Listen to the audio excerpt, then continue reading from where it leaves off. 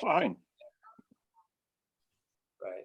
All right, Okay, I'm recording recording has us for started. posterity, Hey, George. or at least Hi for there. warrants. So anyway, for the record, there are seats available and you're invited if you want to join us April 10 for the Long Beach Grand Prix. Now, do you have a hospitality, a hospitality suite with I'm liquor? glad and- you asked that because I had the terrible experience of going to the motorhome facility near the track, and it's all Yeah. full. They have it booked a year in advance. Hmm. So I think I'm going to get a hotel room so I can extend some hospitality. We can talk later if that's a factor, Tim. No, If you So have is- if you have is this the, sorry, go ahead. is this the Grand Prix that they have down where it used to be called Pierpoint Pier, that where the marina is? Is that where they host it? Yes. Okay, okay. Tim, is that Yeah, it's snow actually right behind- where the old pike was, isn't it? It It's my is. backyard. George is my backyard. Literally Wow. and truly? Yep, backyard. That's not Looks just very nice. that's really nice. I looked up your town on the internet and I'm told there's a great main street with cute little shops and Oh, it's beautiful. It really is beautiful. Yeah, really is nice. It's just been colder than shit. I'm just telling you. I There's a don't think, contrast. yeah, I think that the evenings are all consistently in the low 20s, which is brisk. I mean, it's brisk, and we're getting snow in an hour or so. So maybe there'll be some snow out my window. But we typically here in this part of this, we get maybe 2 snowfalls, 3 snowfalls at the most. And the snow stays on the ground for maybe 3, 4, 5 days. And so it's really never an inconvenience. It's not like what Fred has up in New England during the winter time. I mean, it never gets crummy looking, doesn't get muddy. It just, because of how bright the sky is here in North Carolina, it eventually evaporates. So it's not a problem at all. Not been a problem. Tim, I was just going to ask if your heating bills go up. Oh, yeah, our bill Yeah. goes up. Yeah, it goes up. Probably our heating bill goes up to about $400 or $500 a month during the winter, somewhere around there. I'm not sure my- ours is any lower.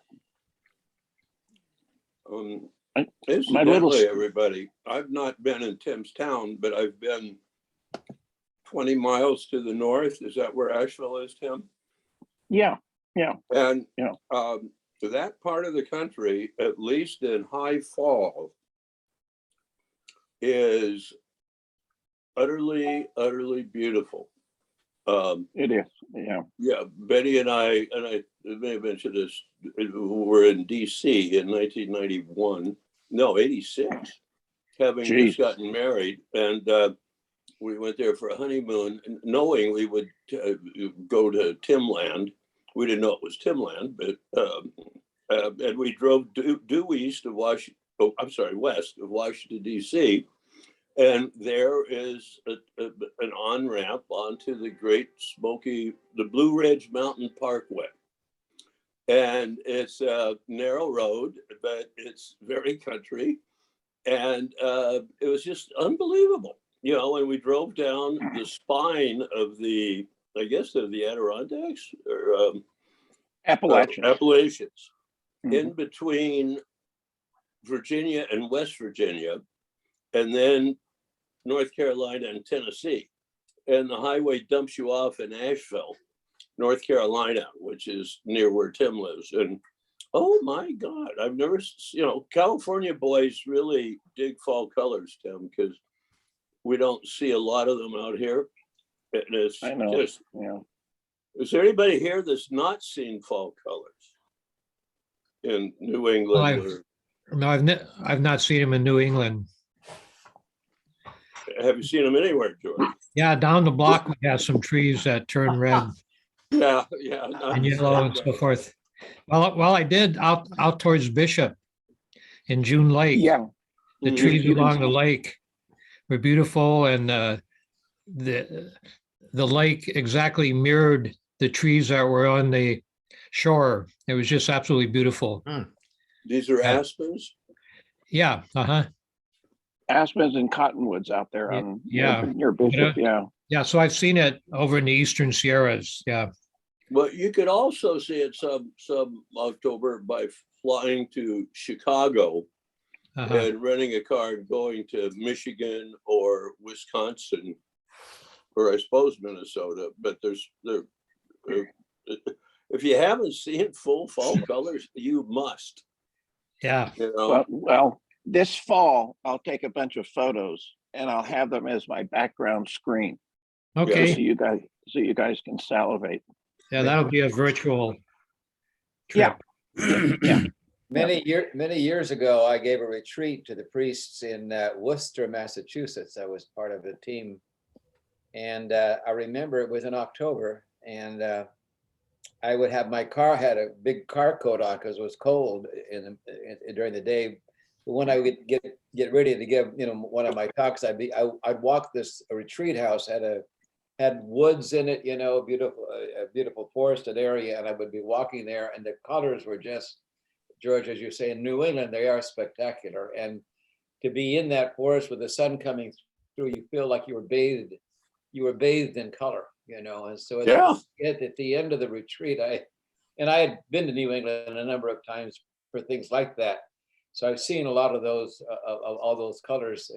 We have colors up here in the fall in this area, especially the vineyards when they turn color. Oh, I bet. yeah. Beautiful. But I remember saying at the end, I said, "Well, it's been wonderful to be with you." I said, "And I love your fall." Some guy says, "Well," he said, "you should see our winter." Winter. You should see our winter. He says, and I remember I was visiting a priest friend of mine, a guy named Jim Houston, and his pastor had gone to Spencer. It was a Worcester Mass, and his pastor had gone over to Spencer, where the monastery is, where I think I don't know if Thomas Merton was ever there, but it's a Cistercian monastery. There was a guy named Basil Pennington Yeah. in that monastery, whose books I've got a number of his books because he's very big on centering prayer. And, but I remember the pastor came back. I forget his name. He said, "Well, I drove back from Spencer." He says it was absolutely beautiful, and he said, "And it's really so very sad."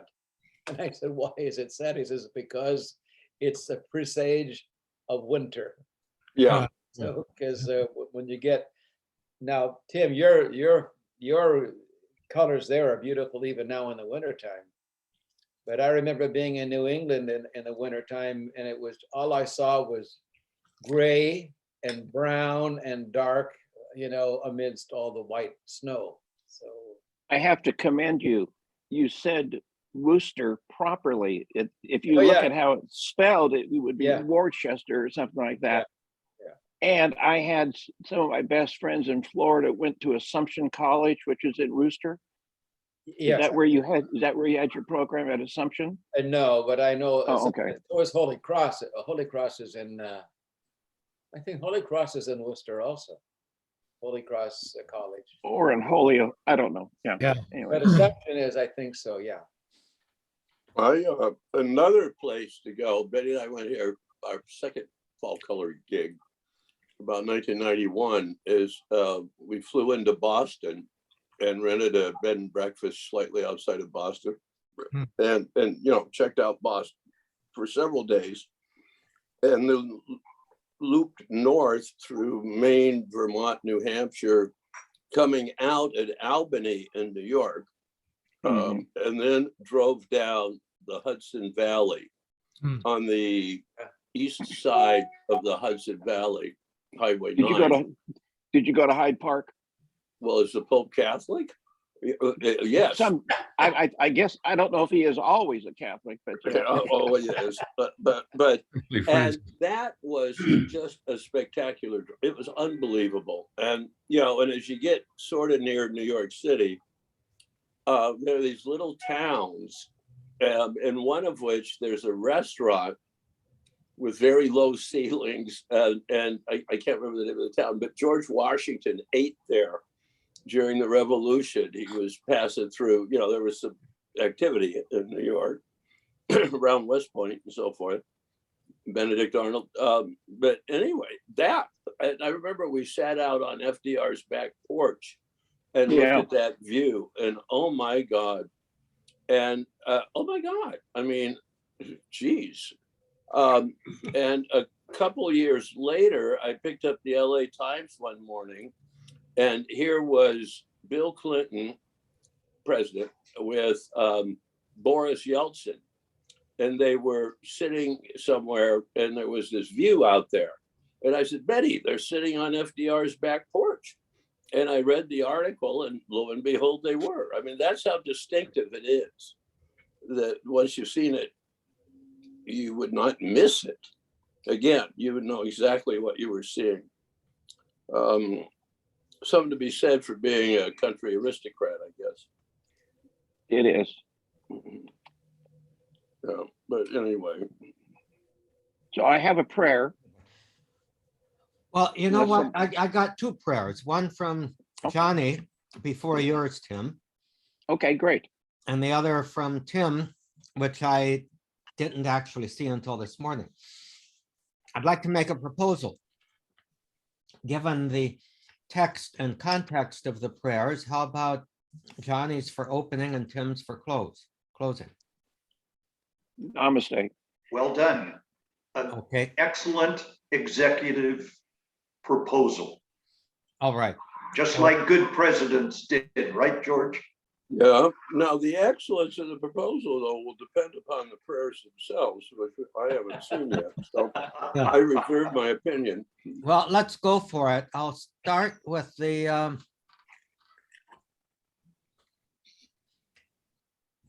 prayer for a new day, I think it is, right? Is that Johnny? That's Johnny's, yeah. Okay. You all see it? Yep. Yeah. Yes, looks good. So shall we Commence. commence? Gracious God, Gracious God. God, thank you thank you for the gift for the of gift today. of today. Refresh me, Bless me, Invite invite me Invite me to discover your discover presence your presence in each person that I meet that I meet. And and every event that I encounter. teach Teach me me When when to to speak, speak, Speak, and when to listen, when to to listen, When to when to ponder ponder, ponder, when to share. share. in In moments moments Moments of challenge challenge and decision, decision. attune my my heart to the to the whisperings of your wisdom. Your wisdom. as I As I undertake Take ordinary and and unnoticed unnoticed tasks, give me the simple joy when my day goes goes well, well. May I rejoice. Rejoice. When it grows grows difficult, Difficult. surprise Surprise me possibilities. with new possibilities. When life is overwhelming, Call me. call me to Sabbath moment Sabbath moment. to restore your peace and harmony. May my May living my living today reveal your goodness. Amen. Amen. Amen. Well, That's that's beautiful. lovely. That's a great prayer. John, So, would you George- need to do that? Amen. So Crook, that meets your criteria. Yes. Okay, We're, okay. we've had a good beginning. Tom, maybe you could send us a copy of that. That's lovely. It's very Jesuit. It's It very is. Jesuit. Oh, isn't it though? Absolute Jesuit. ending God in all things. Right.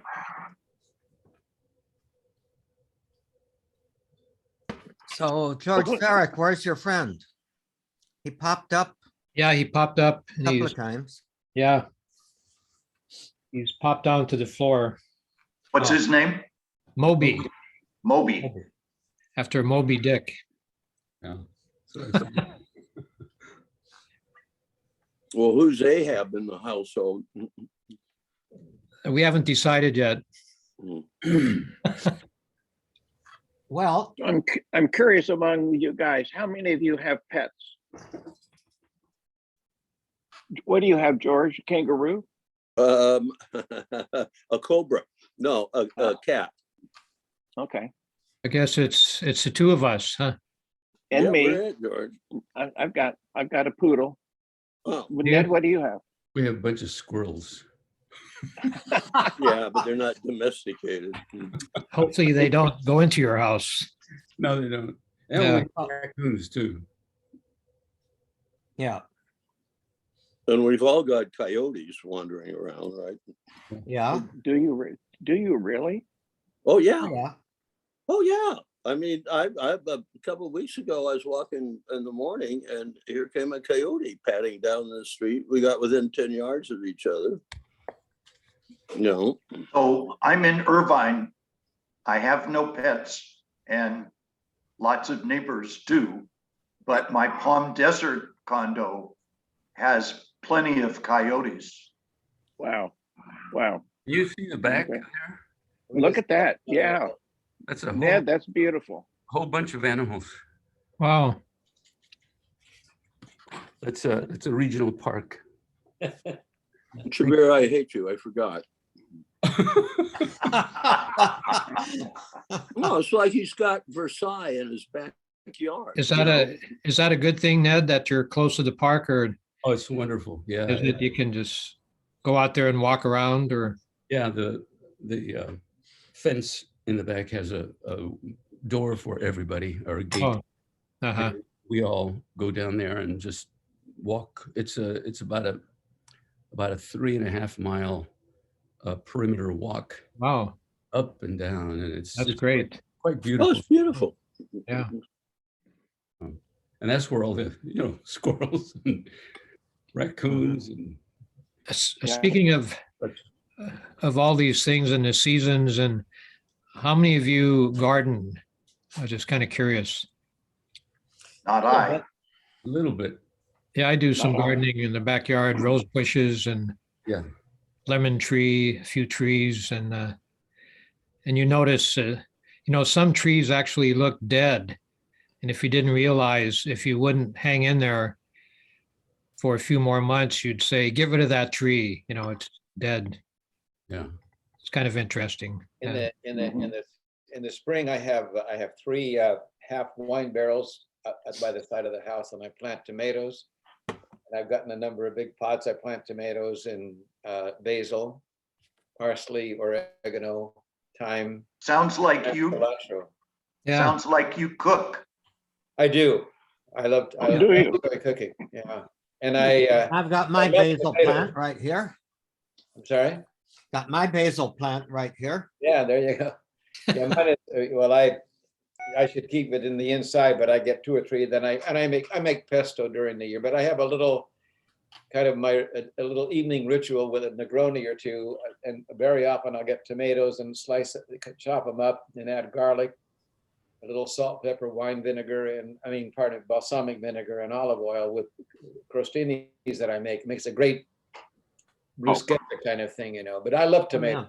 And so I just enjoy fresh, vine grown tomatoes. yeah. During the summer.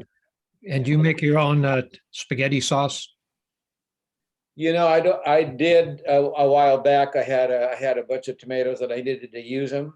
I had a cousin of mine in Southern California. He had a ranch there, and he grows tomatoes. And I was down for a funeral, and my sister and my 2 sisters and I met with some cousins. We had dinner, and he gave us a big box of tomatoes that he had just grown. This is in October, I guess, or pardon me, I think it was October. I had to make tomato sauce, so I used my mom's recipe. But I'm not a big fan of meat sauce.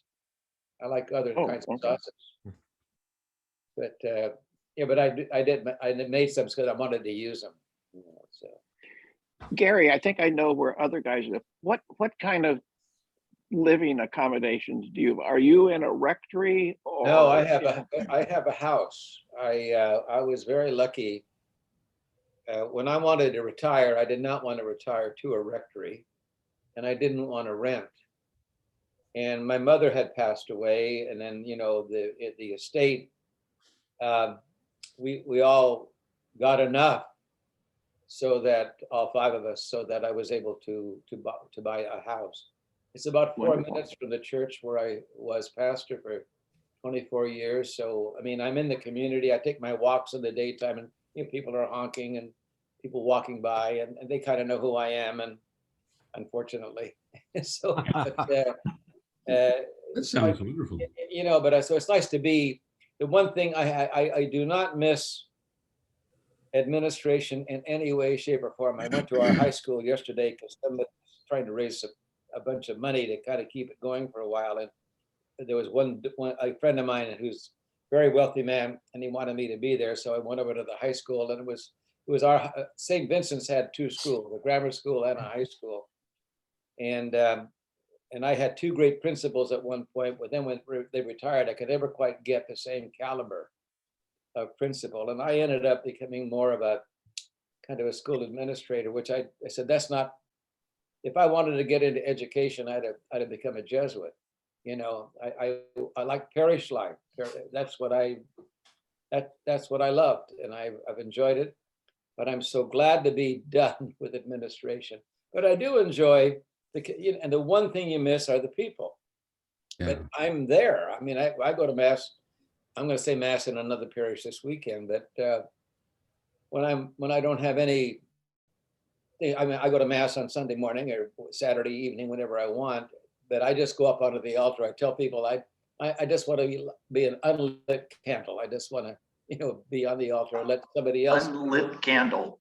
Well, yeah. Although some guy said, "Father, you'll never be an unlit candle." But what I like is Not with two Negronis a night. no. Well, that's in the evening. That's always. I look forward to that. I wouldn't say I'm an alcoholic, but I do think I get up in the morning looking forward to 5 o'clock. Do you think that Gary, I tell. I love being able to read the scriptures without having to think of anything to say about. Yeah. Where I could just use them read them for myself, and apply them to me as I need. Yeah. do you think, Gary, that if priests had dependable and affordable administrators for their parishes, that priest would be much better able to tend to the spiritual stuff? Or does that? I know there was a priest in this diocese of San Jose, John Sandersfeld, had a big parish down there. I think it's maybe Holy Family, the big parish. This archdiocese, the diocese of San Jose was a great diocese. P.J. McGrath was a wonderful bishop. But they had a staff, a big staff. And John was the pastor, but he was not the administrator of all the temporal stuff, In fact, I didn't do much of that, to be honest with you. I had a finance committee, and our St. Vincent's was much smaller than that parish. But John had a guy to take over the whole administrative part of it. There are parishes that work that way. So he just tended to, the pastoral life of the parish. That's pretty much what I did.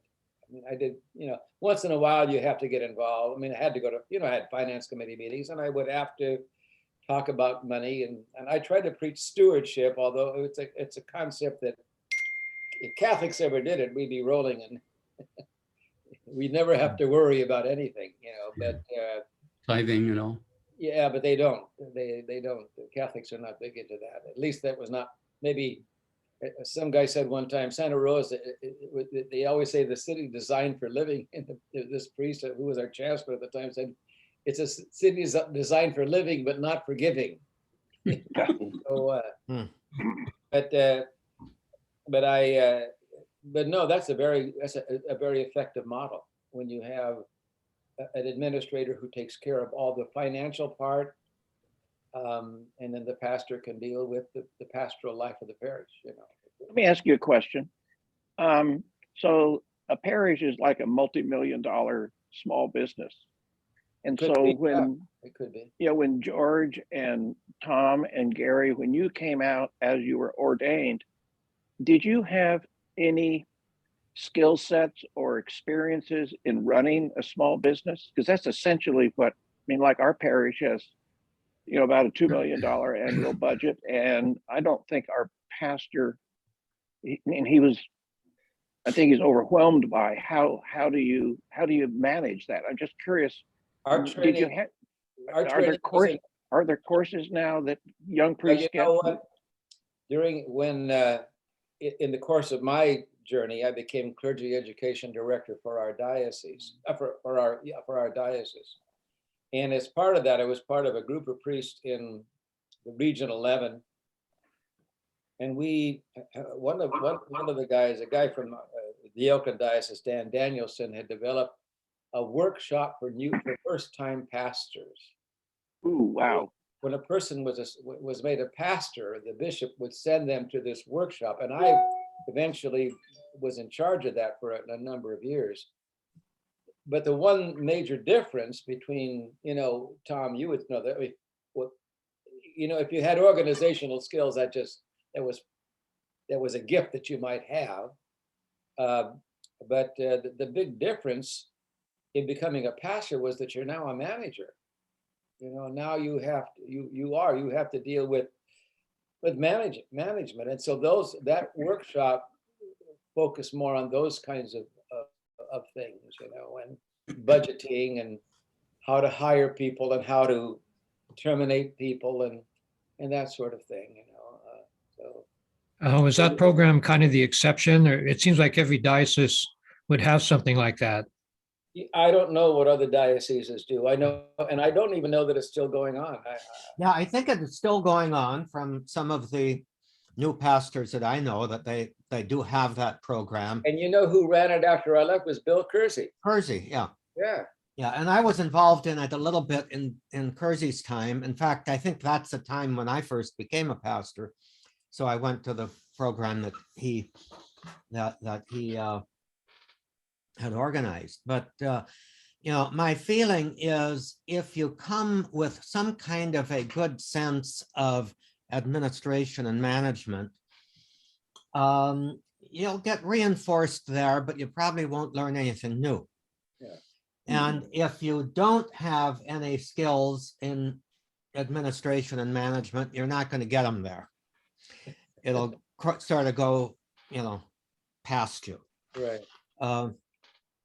I was fortunate that in my last days as director of campus ministry, I did the 2-year doctoral program at Pepperdine in institutional management. And that gave me a good sense of what good administration should look like. I'm very careful the way I say that, because it did not necessarily leave me to be a good administrator with all the skills, but it did definitely give me a pretty good idea of what it should look like. And there is a difference between, you know, knowing what it looks like and being able to do it.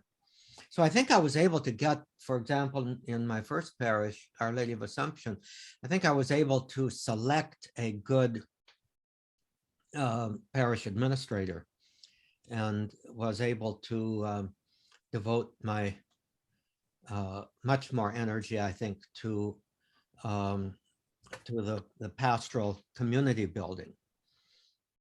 And I think that was relatively successful. I see a lot that accomplished under my time still going under my successor, who is an extremely different personality and much more hands-on controlling.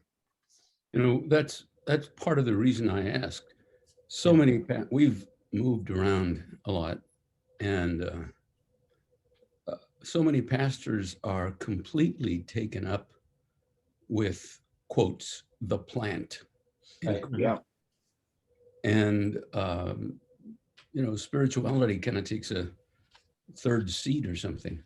Mhm. To what degree is that by choice, Dad? I would say it's a lot more by choice than it would appear.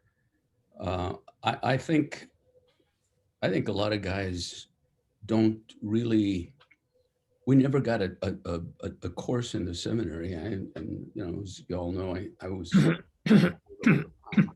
We never got anything taught us even about spirituality. We prayed a lot. We had a whole lot of exercises, but nobody ever talked with us about real prayer, contemplation, Lectio Divina. And I don't think many of us knew how to create a spiritual atmosphere. Well, it's not really a matter of being taught. It is, I think, a matter of being mentored and being open to being mentored. Sure. And, But where were the mentors? what you really learn and is what you're formed in, what you kind of go out, you get inspired to go out after that. And I would say with most of us, it probably was something that happened after seminary days. Yeah. Now, we've all talked about our mentors, thanks to Johnny. But Ned said something you may not have heard. He said, "But where are the mentors?" When where you were are the talking. mentors? Yeah. Yeah. Well, I think for one thing, I think we've all had them. I Wish I had. I don't know. I think I would have liked to be a mentor to some younger priests, but that never happened. And my successor I kind of was a mentor, I think, to two of them, now that I'm thinking of it. My successor at Our Lady of Assumption, and one of the associates who was newly ordained there. I did. It was interesting because my parish was one of them. Our Lady of Assumption was one of them that the diocese intentionally assigned newly ordained priests to, because they did feel that they would get conscientious formation there. Father From Barry, you. guy, he had a great reputation. What did you think of him? Barry had a great reputation. He had his feet of clay, but his heart was in the right place, and he basically was great at getting a lot of things going and flitting from one thing to another. I knew you'd say something like that, because that's true. Yeah, and some of those things that he got going were really good. Some of them were simply most charitably put unsustainable. Mm. But Cofield sounded, from some of the things Fred's pointed out, about his formation. Cofield sounded off the charts as far as formation goes of young priests, seminarians, and indeed of the parish. Yeah, and I kind of envy that kind of formation, because my mentor was really my spiritual director, John McAnulty. And there were a few others who were very, very pastorally oriented, but they were not parish priests. And one of my mentors, as I've said, was Sister Cecilia Louise, who was a great administrator, and she could combine the administration and the spirituality together in a way that that affected me fairly deeply.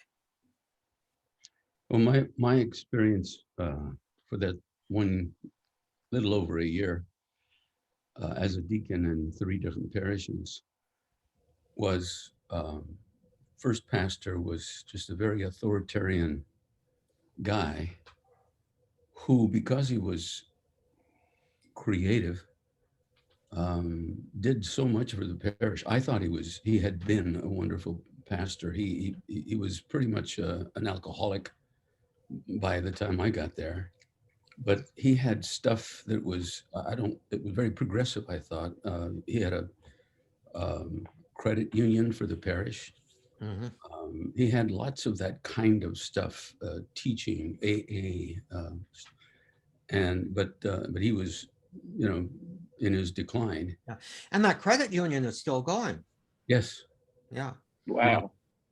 Parishioners Federal Credit Union, right? Yep. Yep. Used to and- be St. Christopher's. yes, exactly. Yeah.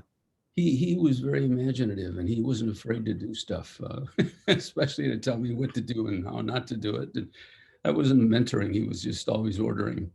The second pastor that I had, Father Bill Brower, he was kind of a split personality. He was wonderful with Hold people. on a second. We're having shower doors installed, and I think that the installer is here. And so I gotta let Karen know. Are you gonna, hey, Tom, Yes, take a are you gonna take a practice shower so we can watch? Tom, No, I think you should put yourself on mute. that would, that would break the machine. Sounds to me like the guy that had the best mentor was Gary. Yeah. Oh, that story that you told us, Gary, was wonderful. About Well, yeah, what Jack did was he really he popped a number of balloons, and but he really, to me anyway, he, of all the things he did, was kind of say it was okay to be a human being with people. That, I mean, I've always felt, what was his name? Carl Rogers said that what is most personal is most universal. But in a way that when you speak of your humanity, or that you come across as a human being besides being a priest, that somehow that's what Jack mostly did. I mean, I thought, and he obviously he kind of just popped a lot of institutional balloons. That's I just don't know how else to say that, but that was during the days the Second Vatican Council had just happened, and the church was going through, a lot of the changing, and so, yeah, and he was a very good mentor in that way. And then later on, when I became a pastor, I would ask him, I could call him and ask him, how would you handle this? What would you do with that? That sort of thing. Because once you become a pastor, it's like you wake up in the morning and then you say, I'll go talk to the pastor about this. Well, you're the pastor. Who do you talk to now? So I would call Jack usually. Sometimes he'd say stuff to me, and I'd say, well, I'm not going to do that. But I mean, at least, you had somebody to bounce it off of. Well, that one initial, it sounded like it was an initial teaching or freedom that he gave you to be yourself. Yeah. That is just such a huge, I think, door to go through and feel comfortable. Do you guys remember the character played by Burgess Meredith in the movie True Confessions? Oh my God. Yes. What a great movie that was. Yeah. Oh. But a holy priest, very holy, Yeah. who was the spiritual director to the Monsignor Hawks figure, Right. played by De Niro. Yeah. And had been fired from his parish because he just wasn't a good manager. And the cardinal in the movie just forced him into retirement. Sent him out to the desert, right? No, that was De Niro when he was forced into Oh, retirement. yeah. Got it. Cancer or something. Yeah. That's a good movie. Anyway, Wonderful movie. One of my or favorites. some would say film. I'm looking it up quick. It says here, it starred De Niro and Robert Duvall also. Wow. Huh. Yeah. Duvall was a detective and brother to De Niro, the priest. Okay. Okay. Oh, Tim, if you haven't seen it, Oh, see it's if you I don't think I've ever Uh, seen it, George. Yeah, Don't I think. don't Oh know. my God. Is that written by Joan Didion's husband? Yes. Yes. Yeah. Yeah. Yeah. It was a novel, Uh-huh. and then it was made into a movie. And I thought the movie was, different things are seen by different eyes, but I thought it was a great parable about redemption. I know. Gary, have you seen it? No, Oh God, go! I hope it's I on might Netflix. I might have seen part of it. I don't recall seeing it. I know about I it. think I saw it way back when. It was Is based that upon- is that the one where they filmed a portion of it in St. Saint Joseph's Joseph. Church? Yes. Without without the diocese permission, Oh, I and don't know about it that. burned just after that. Yeah, it did burn after that. Yeah. But the movie and the novel both open with a pastor of somewhat advanced years dying in a brothel. Mhm. And the LAPD in the movie, it takes place in LA, but it's really an East Coast. And that was De Niro. Is that right? Who died in the brothel? No. No, the cop, No, Yeah, De yes. Niro was the or priest. Not Duvall, Duvall. Duvall was the cop. Duvall. And they're brothers. Yeah. Duvall and De Niro are brothers, and Thank kind you. of a Cain and Abel kind of brotherhood. Yep. And the movie's good. Of course, the novel's better, but it's always so. I think, or almost so. Well, it was really wonderfully acted too. I think De Niro and Duvall did wonderful things. Yeah. And didn't ended on a- Duvall at the end of his life, Ned, come across as a very holy man? yes. But he had not been such earlier in the movie. Well, he was a wheeler and dealer, but I don't know that he was.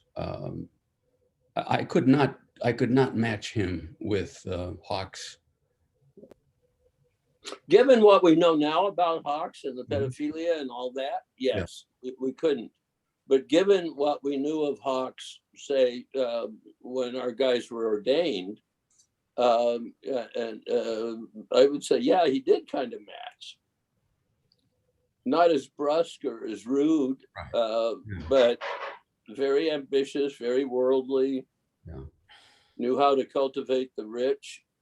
Yeah. Mhm.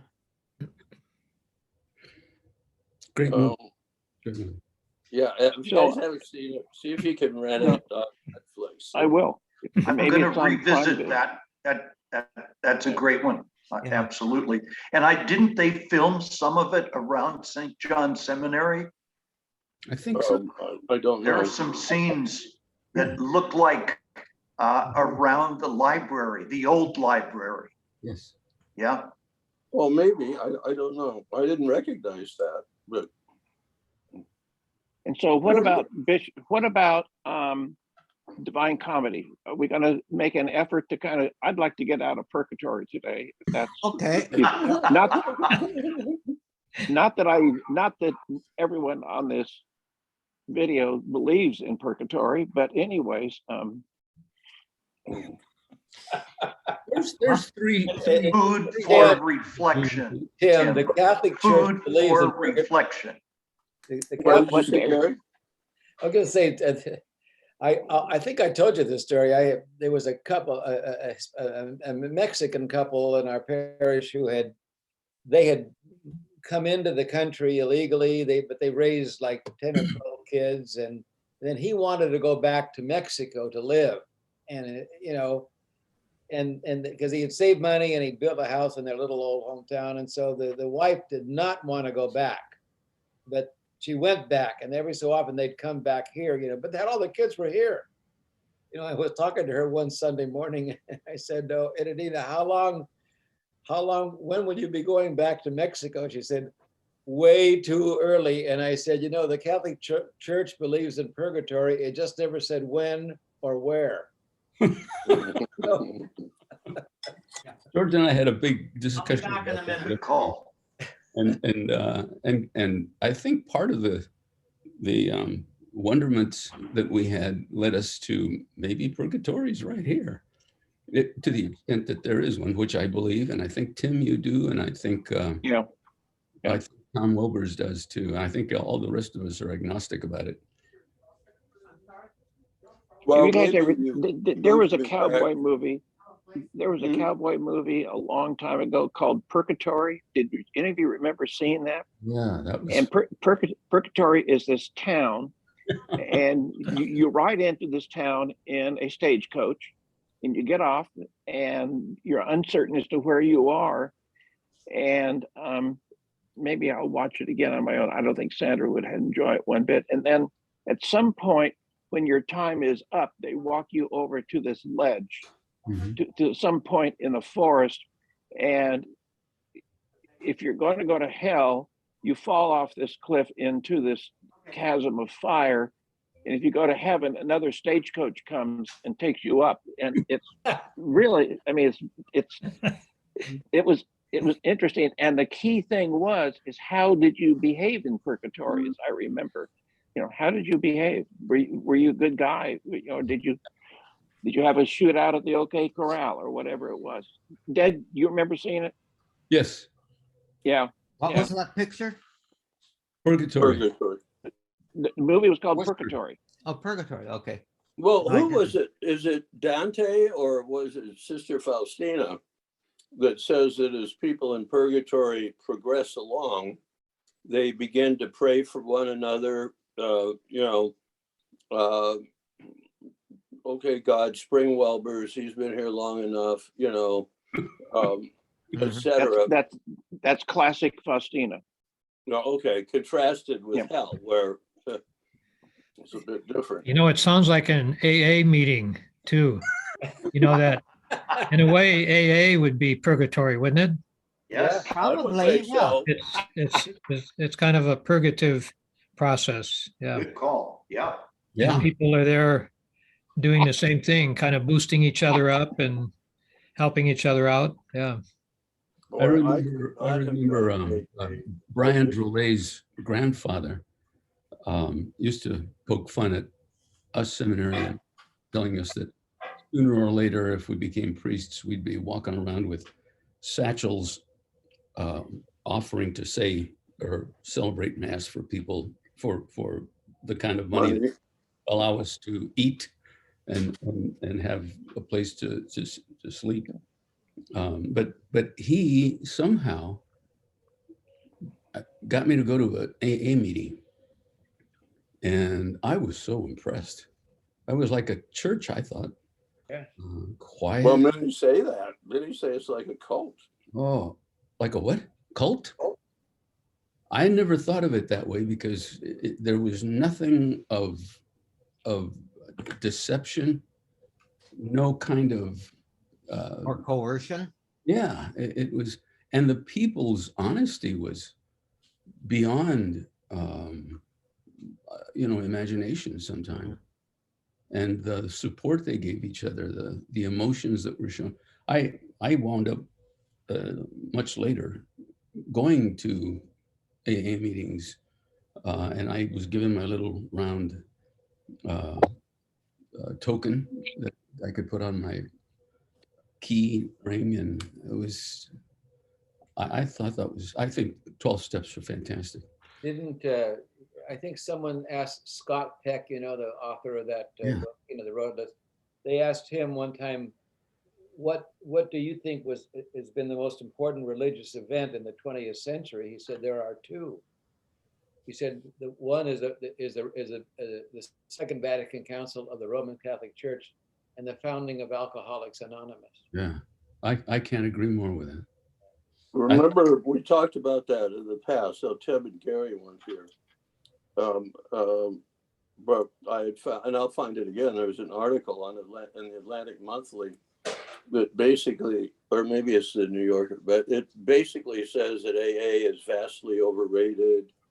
You don't hear about the failure rate, which is 89% or something. Oh, geez. Well, it's what the article says. What do I know?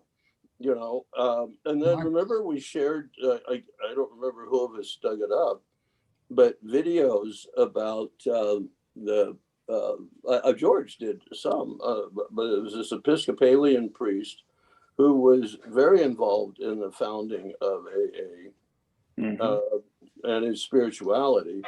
And then there was a Jesuit in the woodwork as well. Right.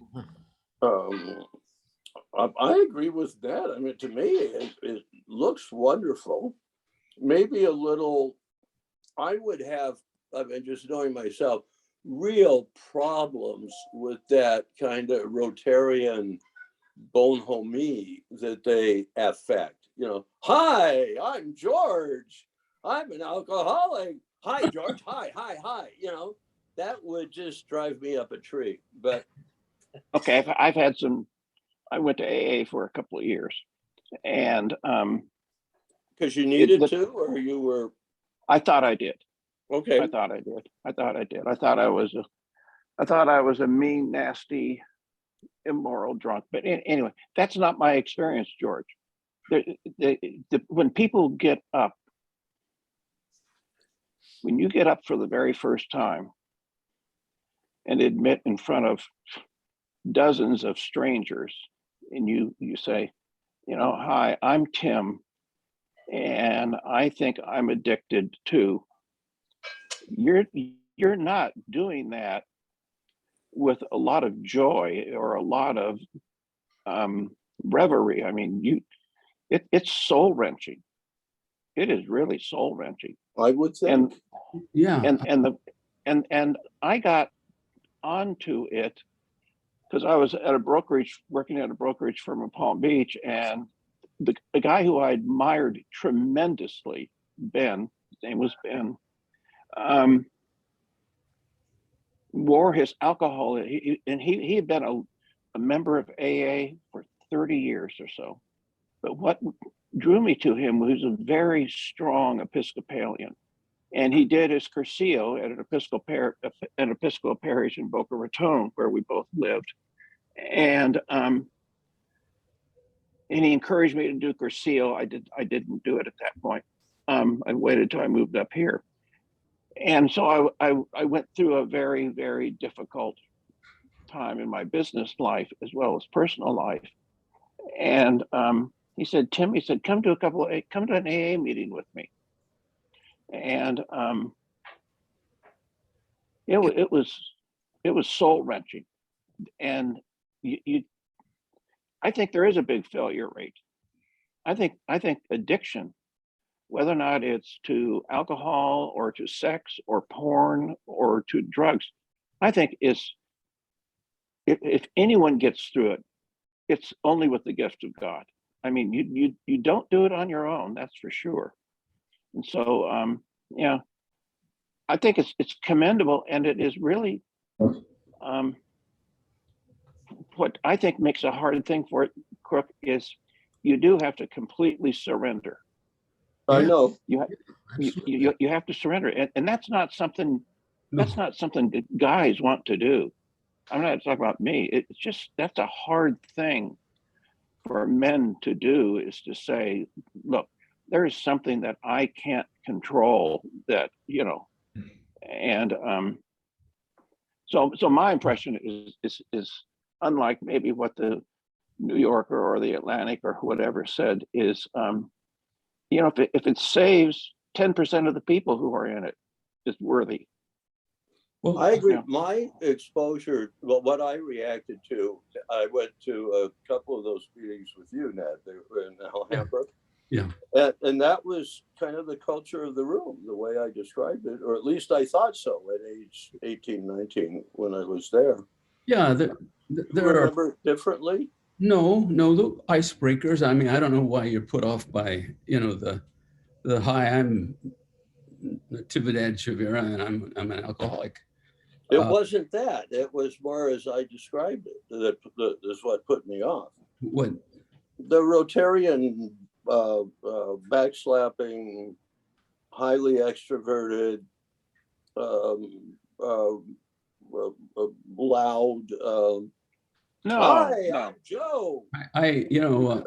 I wound up going to one in La Puente, and it was in this very poor area of town, and the people that went there were very poor, and it was dark. Lots of people. I bet you there were 40 people there, and as I understand it, that's way too many for a meeting. But it was like a church. I don't know how many times I cried at the stories and at the way people responded in support. Richard Rohr in his book, what is it, Breathing Underwater, talks a lot about AA.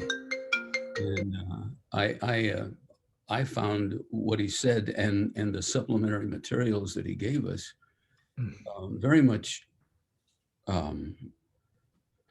structured in such a way that I just felt that there was a lot of success. I know my two nephews who went a lot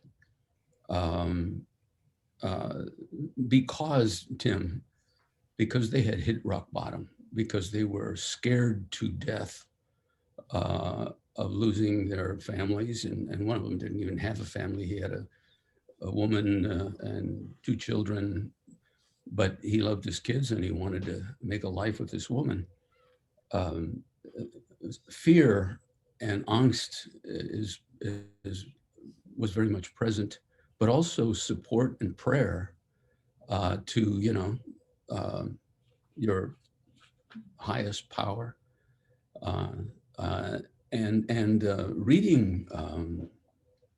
Was the road less traveled? Seemed to me to support the goodness of it, as Rohr did, and the success of it. I had no idea. Mass media now is I don't trust it anymore at all, and it really pisses me off because where do you go for truth? But at the Atlantic, I used to respect a lot, and I'm not anymore. But anyway, that's going round in circles. I think AA is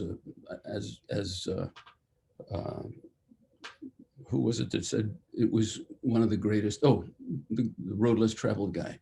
Yeah, Scott Peck. I think it was an earthquake of the 20th century. I thought it was just. It's a better alternative than taking drugs.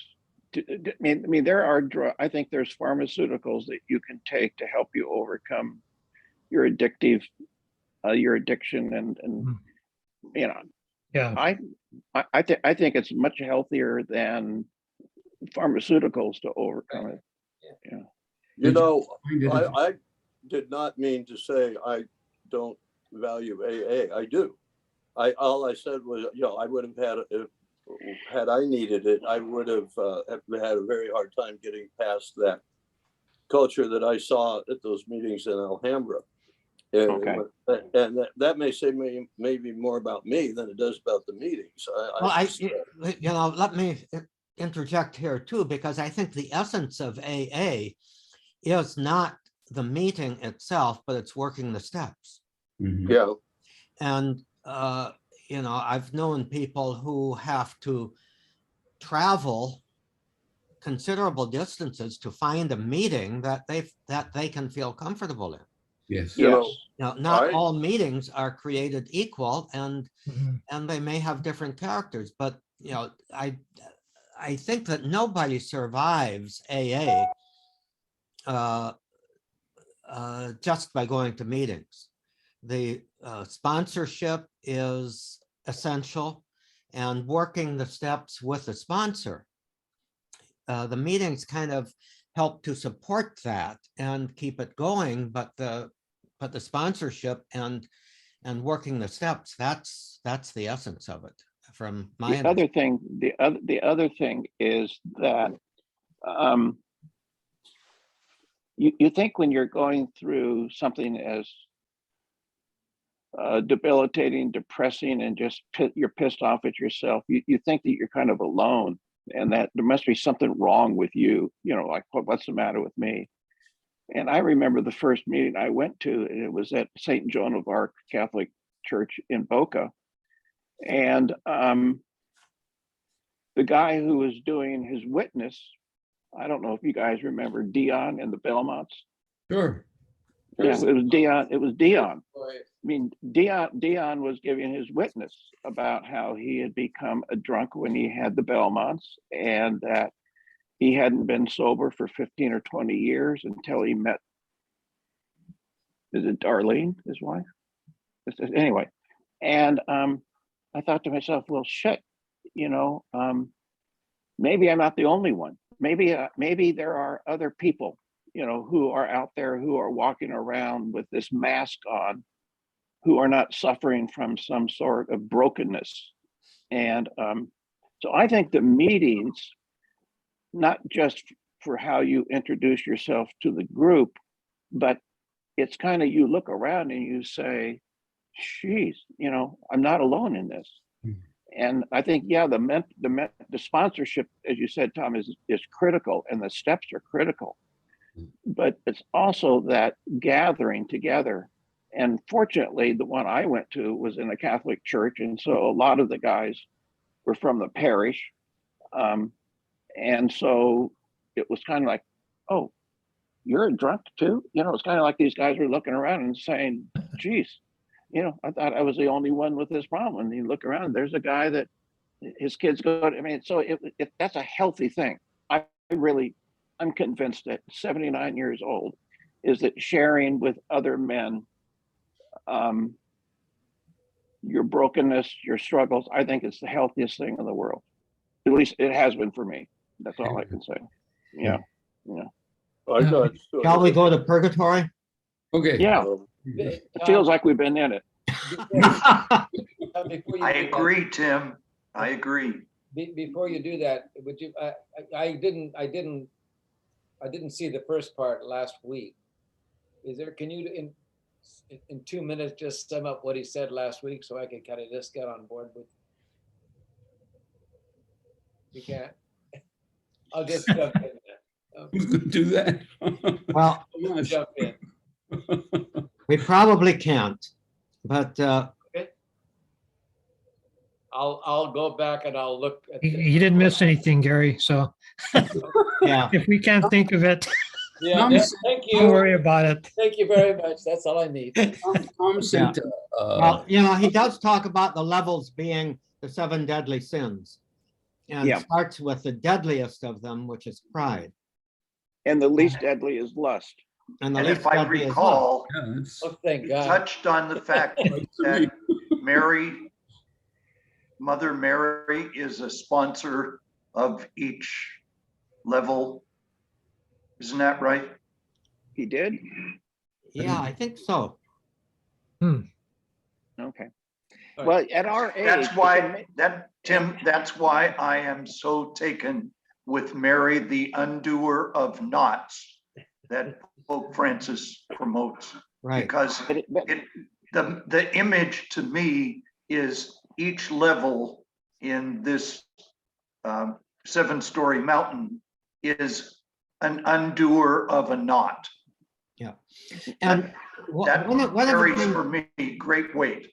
Yeah, and one of the other things that I think he emphasizes is that the people unlike the people in hell, the people in purgatory are essentially happy Mhm. yeah. because they are saved. And that point that we made earlier, that in purgatory they are caring for one another rather than locked into themselves.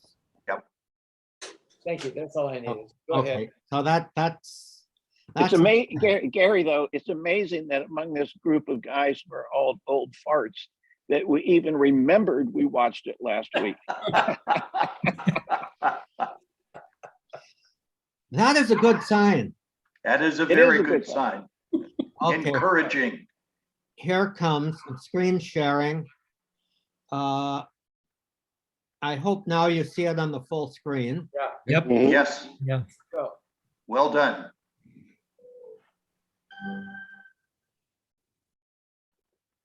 Can you hear the sound?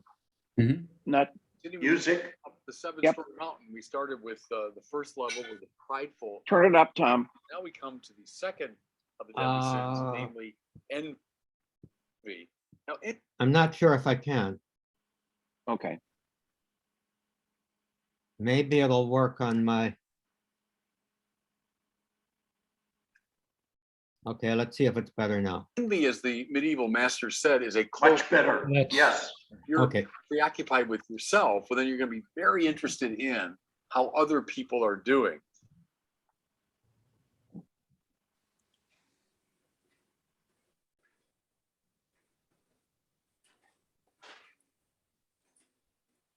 Well, a friend of mine should see something in me. Whoops.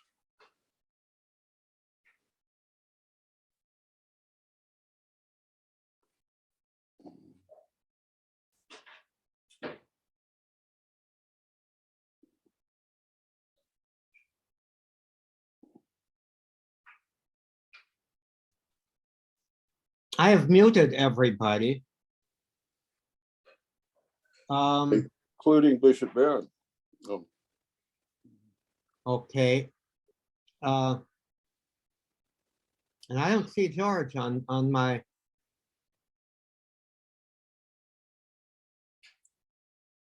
There you are. Okay, let's see if Bishop Barron comes back. In the Middle Ages, would have been had his eyelids shut. Is he back?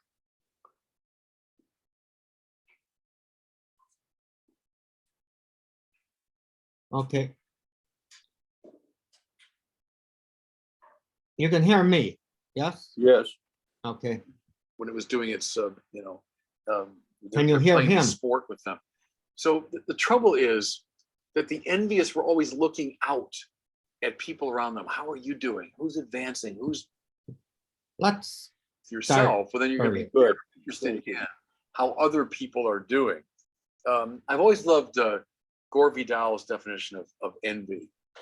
When a friend of mine succeeds, something in me dies. Super honest. It shows how envy is a daughter of pride. Well, how are the envious punished in Dante? It's very interesting. They're garbed in monastic robes, and think of like the hood that covers the head. But then their eyelids are sewn shut.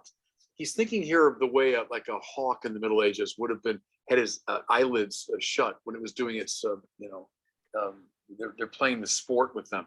So the trouble is that the envious were always looking out at people around them. How are you doing? Who's advancing? Who's in a better position than I am? So they're made to look inward. They're made to shut their eyes to the outside world and do their inner work. I love the Marian counterexample here is Mary at the wedding feast at Cana, because she looked outward and saw it not an advantage to aggrandize her ego, like, oh, this party is going to go down the drain because there's no wine. Rather, Mary says, look, they have no wine. There's something you could do. So she's interested in helping others rather than taking advantage of them. On the next cornice, the next level, the angry are purged. Pride, envy, anger. Thomas Aquinas defines anger in a cool way as the unreasonable desire for revenge. It's good, isn't it? You've been harmed in some way. Now, there's a righteous indignation, a desire for justice. Okay, Martin Luther King had that. But anger is the unreasonable, irrational passion for revenge. Dante has them punished by smoke. They're covered, they're surrounded in smoke that gets in their eyes there. They sputter and they cough. You see how they're made to taste, as it were, the effects of their sin. Smoke that obscures our vision. It enables us it blocks our capacity for communication. They have to sense what anger has done to them, sputtering and staggering about. Think of the role, by the way, that anger played in Dante's own life. So he was exiled by people that were very angry with him.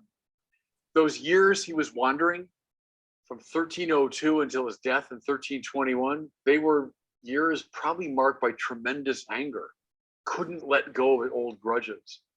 And so Dante understands what that's about. The beautiful Marian counterexample is Mary's response when the Christ child at the age of 12 has left her and Joseph and is now in the temple, and they've been searching for 3 days. Imagine her anxiety, imagine the anger that must have, understandably enough been in her. Her response, though, is a mild one. So she's the counterexample to the angry. I love this. So we got pride, envy, anger. Now we come to the fourth of the 7 deadly sins. We're at the dead center of Mount Purgatory, if you want. First 3, then sloth, and then the last 3.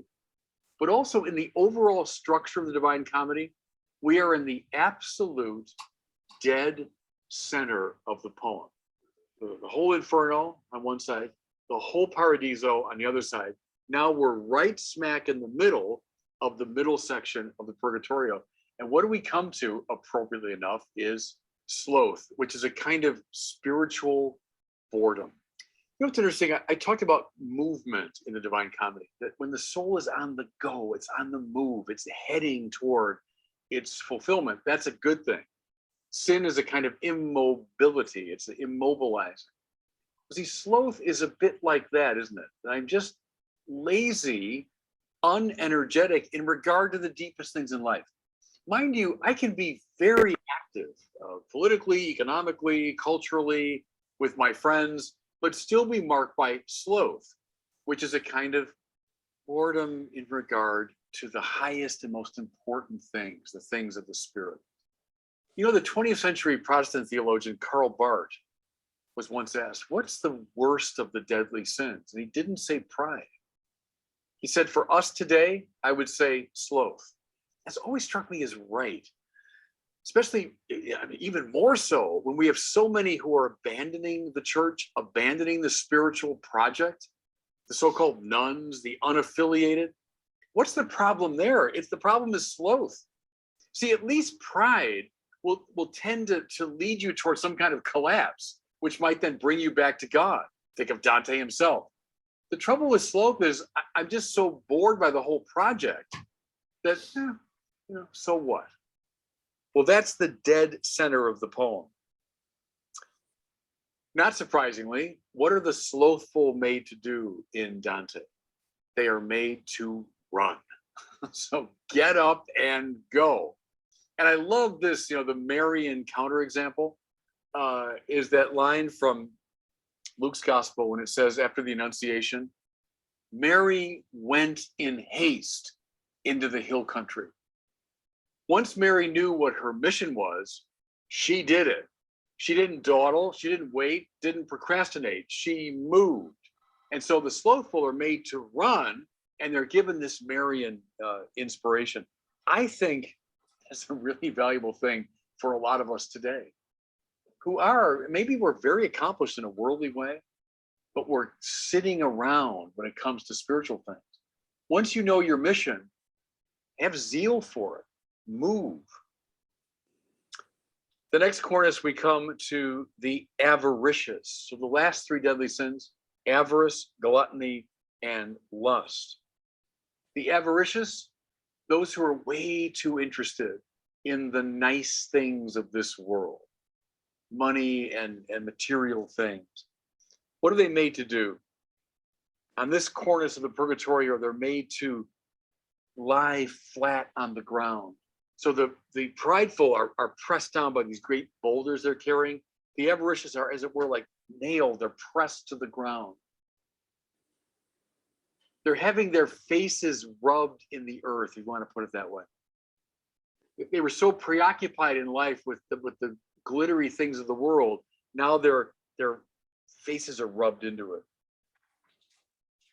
I think here of, for a lot of us, and here I'll maybe say a word of critique to priests and those involved in religious ministry. Sometimes we get too caught up in nice things, avarice, which can take the place of other sins. And I say, hey, I'm doing okay in other areas, but so therefore I'll compensate by saying I can give myself all kinds of nice things. No, says Dante, this is going to block your access to God. I love the Mary encounter example here.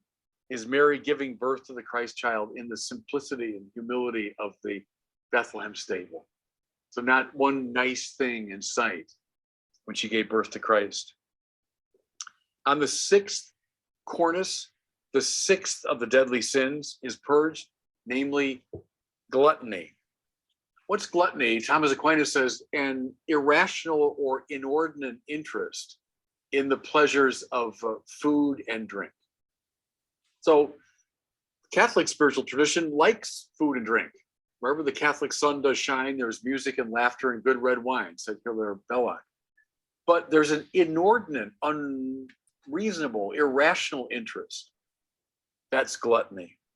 And so how are the gluttonous punished? They're made to starve. And so they're pictured by Dante as these wraith-like figures in their kind of monastic robes, but starving because they overfed themselves in this life. I've always loved that it's in the Buddhist tradition of the hungry ghost is someone who wants to shove the whole world into his mouth, is the phrase. I want to fill up the emptiness in me by filling up with the sensual pleasures of the world. Of course, that's never going to work. Man does not live by bread alone, but on every word that comes from the mouth of God. That, by the way, is the biblical verse that the gluttonous are made to hear. And finally, we come to the very top of Mount Purgatory.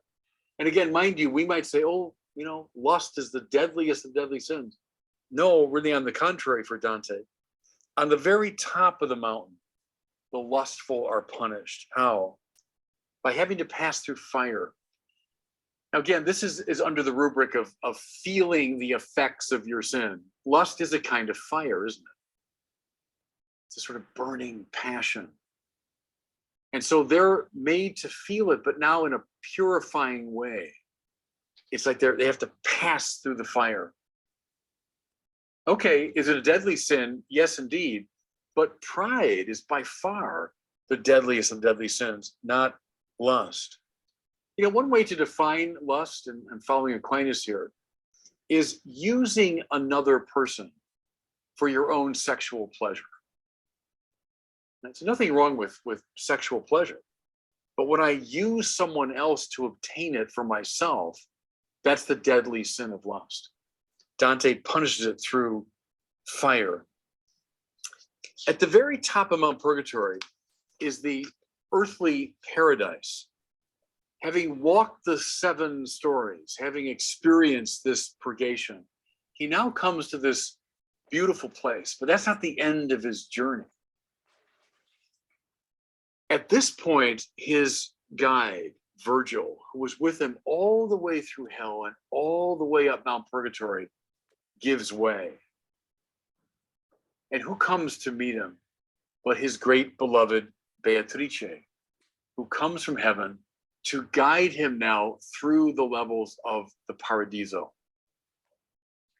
She stands, as I mentioned, for theology, for that way of knowing that goes beyond natural reason. Virgil stood for that.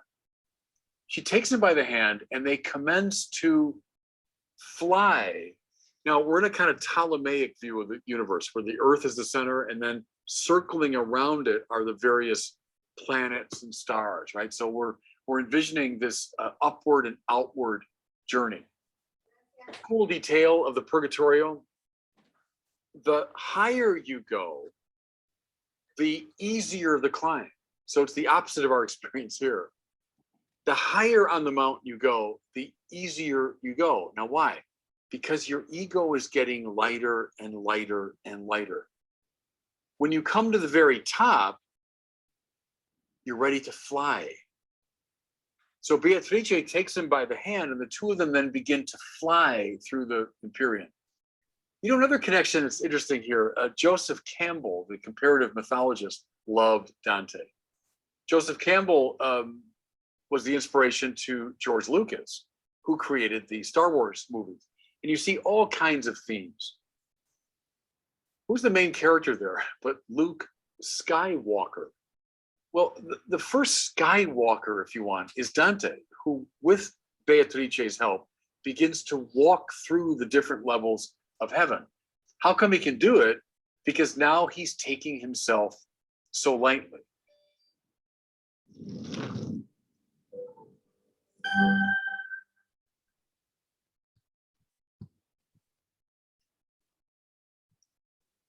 So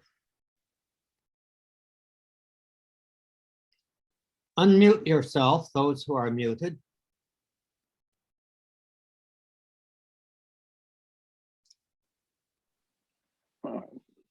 I Can you moved hear to me? speech.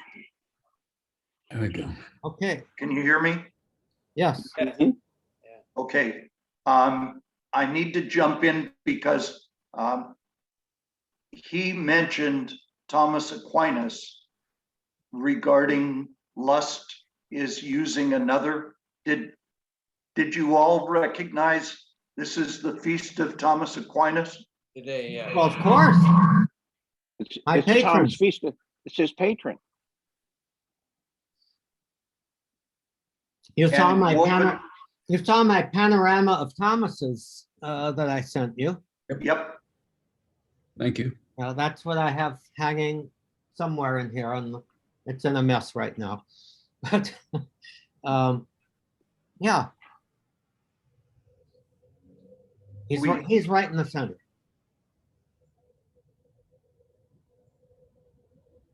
I like the image that Baron emphasized is that the higher we go, the easier the path. You know, he's taking us very, very quickly through all of these. Mhm.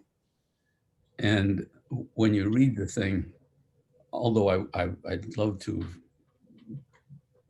understand and use Italian or whatever it was that he wrote it in. Apparently it was a mixture of Italian and Latin. But just reading the English and getting into it, that's the thing that really attracts me. The various emotions, the various fears, and you know, for instance, the she wolf and the bear and the lion, all of those images. That's to me what is very attractive about the commedia, and this overview doesn't do it justice. Well, of course not. Yeah. Nor does any English translation do it justice for a couple of reasons. One of which is anytime you translate, you're being a traitor. You know, traduttore e traditore. The translator is a traitor. But the second one is it's absolutely impossible to reproduce the rhyme scheme in English. Yeah. Simply because not that many words in English rhyme with one another. Whereas in Italian, there's rhymes all over the place because of the way that, you know, the words end. In Spanish. And there's a lot more to play with there. And so that terzetto rhyme where it's, what it, A, B, C, B, C, D, C, and so on. Chavira, does that make it easier in Spanish because of the similarity? I don't know. I've It would have to. never seen a Spanish version, but it would seem to, because yeah, lots and lots of words in Spanish end in vowels.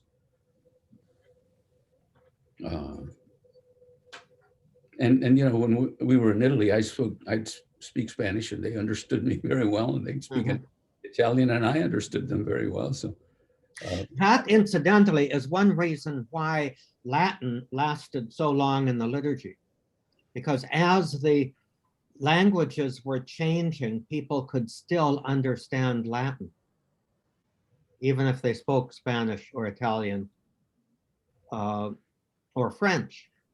Latin was still not foreign to them until, you know, much later in history, like the 14th, 15th centuries. Let me ask you a question about that. Tom, you're kind of the liturgy specialist here. So I understand that, you know, Latin was kind of the language across different cultures and languages. But did the illiterate Catholic who went to Mass and hearing the Mass in Latin, how did they, if they weren't versed in Latin, why didn't it just sound like gibberish to them? Because most of the Catholic people of that time, the language they spoke was derived from Latin, like Italian. You know, a person who, well, for example, the closest language now they say to Latin is Romanian. So if you only knew Latin and knew it, or well, let's put it this way, if you only knew Romanian, you probably could understand the prayer texts in Latin better than, certainly than we could. Okay. And so I think that was a part of it. Now, the other thing is, as the time went on, most of the Mass was said silently anyway, except for the, you know, the readings and certain of the collect prayer and those sorts of things. But people could follow along with them. Unlike in the East, where you would have Arabic and Syriac and Slavonic languages and Greek, and they were all totally foreign to each other. So as the Byzantine liturgies spread, it was very natural to put them in the language of the people. When Russia picked up Orthodoxy, they didn't keep their liturgy in Greek as it was in Constantinople. They put it immediately into Russian. Okay. Because Greek was totally Greek to them. For somebody in France in the same period, you could be speaking the language of the peasants with local dialects and all of that, but you could still pretty well understand Latin. Okay. Even though it was not the language that you spoke at home and not the language that you could write in or speak in, but you could still pick it up very well. So that, I think, is one of the, it's not the only reason. The other reason is Latin, you know, remained the principal language for the educated people. And it was the language of scholarship that let's say bridged the understanding between, let's say, Romans, between Rome, Paris, Trier, you know, all of those different languages. This language of scholarship bridged all of them. Yeah, but that's kind of similar to white supremacy in a way. You know, there are people throughout the world who don't speak Latin. Well, it's all the same. It's all exactly the same thing. I mean, it was chauvinistic. Yeah. Yeah. They're the ones who were in control. And the You know, I'm thinking of Africa, the church in Africa and other parts of the world where Latin would not be the language. But, you know, the bishop said something. In Africa at that time. I'm only trying to say what was happening there as to why Latin remained, whereas in other parts of the world in the East, other parts of the Christian world, the languages of liturgy changed to the languages of the people. Now, Okay. should Latin have disappeared from the common ordinary scene 500 years ago? Probably. Probably. Something that Bishop, this is going off in a different direction, but something the bishop said got my hackles up when he talked about sloth, and he made the comment about spiritual laziness and talked about the nuns, NONES, boredom towards the life of the spirit. And I thought a lot of the nuns are looking for spiritual growth, spiritual energy. Yeah. And They say, it kind of reminds me of the article, George, did you send that one about why South Americans are becoming Pentecostal or? yes, they did. Yeah. So there's, part of the article said a lot of people are becoming Pentecostal because they want a more felt closeness with God. Yeah. It's just the opposite of being slothful or fleeing from the life of the spirit. I think, so that kind of struck me as kind of an Episcopal statement. Yeah. That he's looking at it from. I agree with him. Yeah, That I agree viewpoint. too. George. Yeah. In my humble estimation, I think Barron is very, very narrow in his outlook there. And that's one reason I think his evangelization has a narrow focus that doesn't really, really touch the majority of the people that he, and I think we would like it to touch. Well, it would certainly turn me off if I were a nun and he said that I was spiritually Yeah. lazy. Yeah. Well, but you probably are, if you're a nun. No, I don't think so. In my, Really? yeah, I mean. No, I think that people they're looking for something vital and energetic. To be honest, I'm finding it difficult to go to church Sunday after Sunday, and I don't anymore, and listen to these readings from the Old Testament about warfare and Joshua blowing his trumpet. And, I just have kind of had it with that, How Share many of that those- feeling. how many of Absolutely, those- I do. it's boring. It's not the type of life. It's not the esprit de corps that we need in today's world.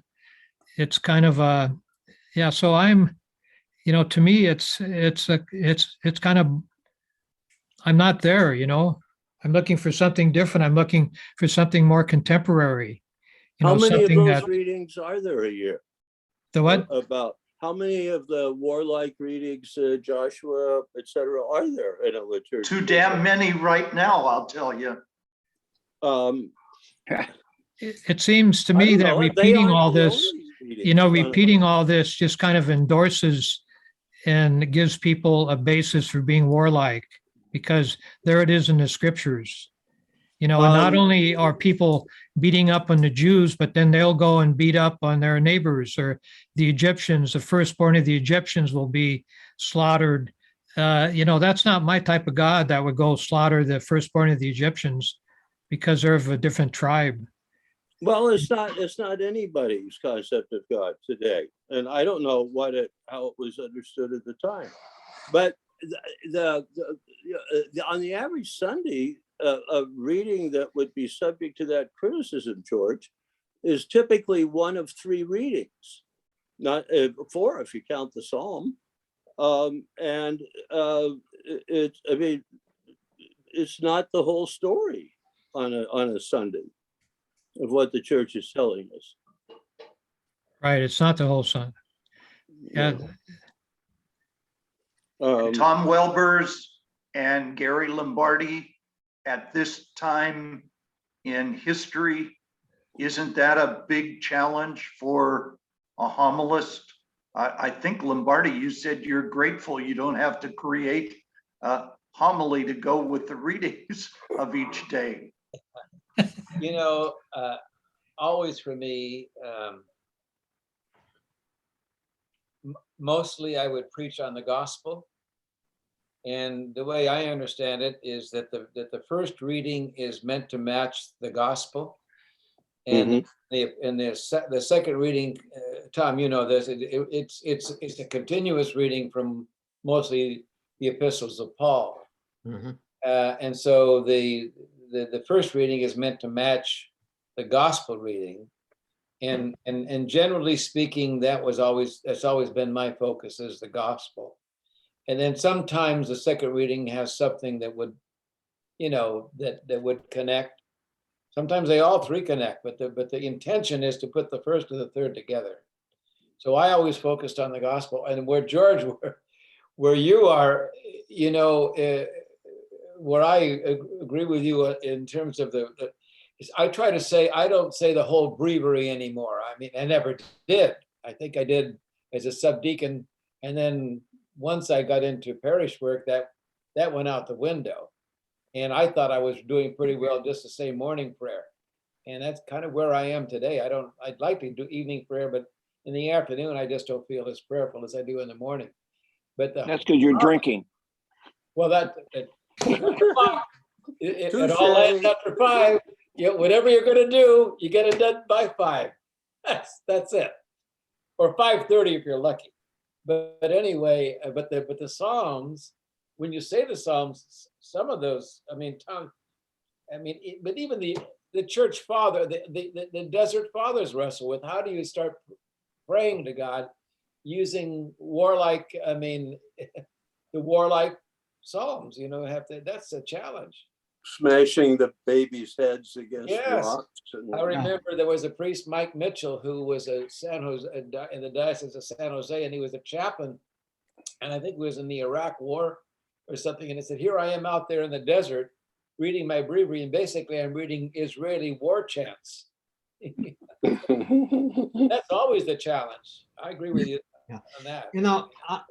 One thing that I picked up this month, and I'm a little behind on it, but I'm catching up, that Father Mike Schmidt's thing of a Bible in a year.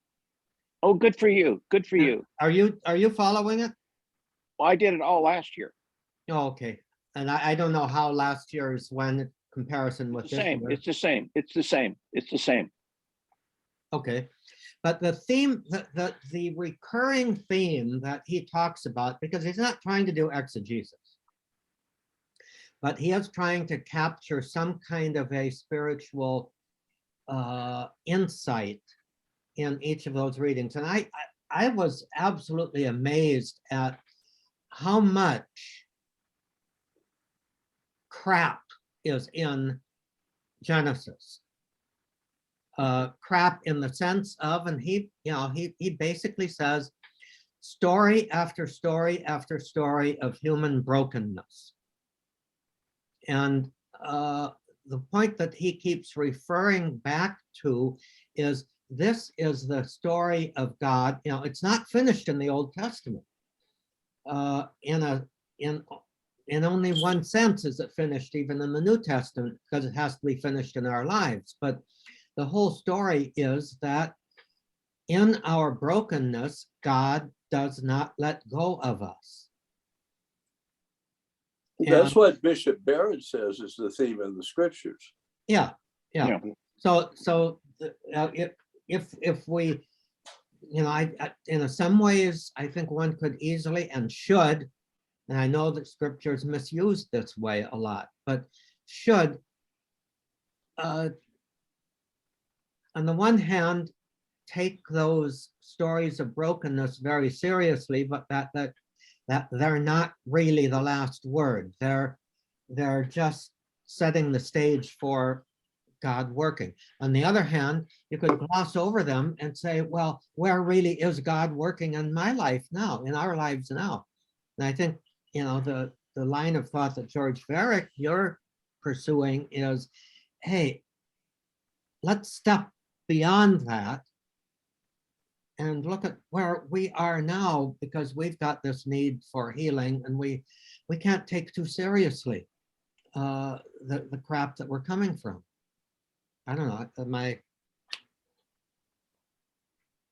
You know, Yeah, I don't know. I was just, I was just thinking of World War I and World War II, and that We haven't learned. the countries, yeah, the countries involved were supposedly Catholic or Christian, Germany, Mhm. France, but look what happened. What uh, the churches seem to be pretty futile, and people, yeah, it just seems like all this is happening on the watch. And Yeah. then it's interesting. When I was years ago, I was in Portugal and came to a little town called Obispo. Kind of interesting. It's a walled city, but uh, they had an exhibit there that I went to. It's called Medieval Instruments of Torture and Death. Oh, It my was in God. some, yeah. Have you ever heard of that? Or there's yeah, I've actually, heard of it. yeah, there's actually 2 museums in the United States I found out by Googling it this morning, one in Chicago, one in Florida. Museums, medieval instruments of torture, medieval, and there's one in Prague, a big museum of this sort. But you would be aghast at what people did to other people because they believed the wrong thing, or Yeah. women that were punished because they didn't stop laughing, or a guy that threw a stone at a shrine of Mary, and if he were caught, what they would do with that person. It's just pretty ghastly, and just and I think my own sense is that there's just too much of that stuff that keeps being repeated year after year, that we just kind of take it as, oh yeah, that's okay. That's that's just the way things are. It's just I don't so agree. Boy, I don't agree, Jorge. well, Well, to me, it's the same thing with the Armenians and the Turks. Every year, the Armenians will celebrate the Turkish genocide. Well, does that help any relationships between the Turks and the Armenians? Probably. And even what about the Passover? I'm beginning to question, the major celebration of the Jewish people is their escape from Egypt and all the terrible things that were going on then, and it keeps getting repeated year after year. No wonder there's a problem about the Jewish-Palestinian relations. They keep repeating the same story.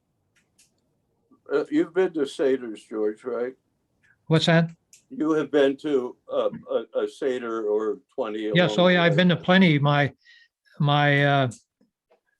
youngest brother is married to a Jewish woman, so I would go to Seder's. I would bring the wine to the Seder. I'd get some.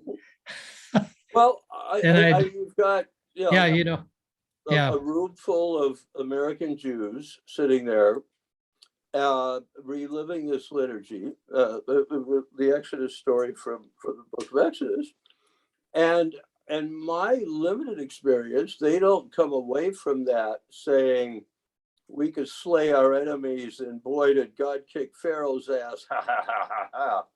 They are triumphalistic and sadistic as a result of what they've heard.